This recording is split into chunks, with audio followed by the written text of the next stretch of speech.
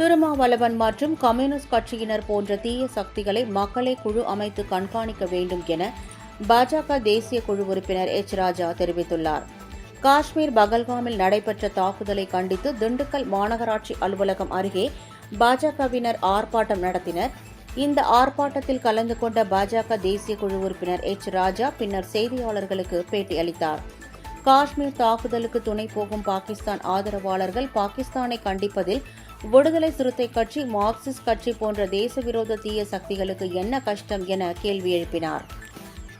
நாம் ராஜ்ய உறவு ரீதியாக உலக நாடுகள் அனைத்தும் சீனா தவிர எல்லாம் நேற்று அமெரிக்க ஜனாதிபதி ட்ரம்ப் அவர்கள் சொல்லியிருக்கார், நாங்கள் போரை விரும்பவில்லை, ஆனால் பாகிஸ்தான் இந்தியாவை தாக்குமானால் இந்தியா பக்கம் இருந்து பாகிஸ்தானை நிர்மூலமாக்குவோம்னு நம்ம அதிபர் ட்ரம்ப் சொல்லியிருக்கார். ஆகவே உலக நாடுகள் பூரா இப்போ அரபு நாடுகள் உட்பட எல்லாமே பாரத நாட்டிற்கு ஆதரவாக இருக்கும் பொழுது இங்கு இருக்கின்ற தேச விரோத தீய சக்திகள் பாகிஸ்தான் ஆதரவு குரல் எழுப்புவது எல்லா விதத்திலும் கண்டிக்கப்பட வேண்டிய ஒன்று.